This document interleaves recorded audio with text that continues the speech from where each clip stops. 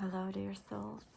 It's raining outside, and I had a wonderful conversation with a friend today where we talked about so many great things, and we shared lists of things that we're passionate about. But one thing we brought up as my self portraits and photographing myself with plants in the nude, and I thought communing with nature as a way of remembering, at least it has been for me, my own nature. And everything in nature is natural. It is what it is. A tomato is a tomato. It doesn't pretend or want to be anything else. Poppy is a poppy. A peony is a peony. And they all exist simultaneously and have their beauty to share. So when we spend time in nature and we are actively present and paying attention, we are reminded of our own nature, and it's easier to express it because we are embraced exactly as we are. For everything in nature is authentic. So you can't help but come back to your authenticity. Whereas in the human world, there are so many masks that we wear and different identities and roles that we play that it's easier to get away from that authentic self and to at one point completely become one with the mask, because you wear it for so long that it starts to kind of adhere to your skin.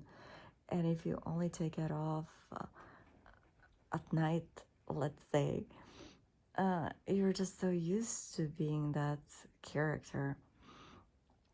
Whereas for me, nature is also this reminder of changeability and renewal, and that ability that lies in all of us. And it's not like it has to be a difficult or impossible thing, because everything in nature changes and goes through these periods of decay, death, rebirth. Decay, death, rebirth, like blossoming, of course. And sometimes we forget to recognize those stages and cycles in ourselves. And even though our blossoming stage has gotten to the point of decaying and dying, we feel like, okay, this is how it's going to be. And we don't let it completely die and grieve it so we can move into another blossoming.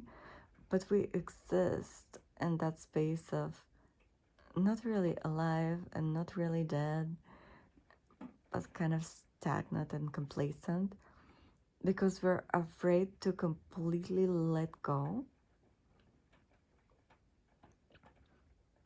not knowing into what exactly we will be reborn, not trusting that natural process completely, but clinging. And that's where suffering comes from. And our emotions are a tool to let us know, like, okay, this is what feels right now. And if this used to feel right now, and if this used to feel right before, it doesn't feel right anymore. It doesn't fit anymore, because you've been changing. And it's time to let go and welcome the new. And for a while, you are going to feel naked. But this is where nature comes to support us. And the whole point, I guess, was sparked from this thing that I said, I told my friend, like, you should really try it. Even if you're not taking self-portraits, but pick a flower, touch a new leaf. especially after the rain, everything is in nature is so much more alive and vibrant.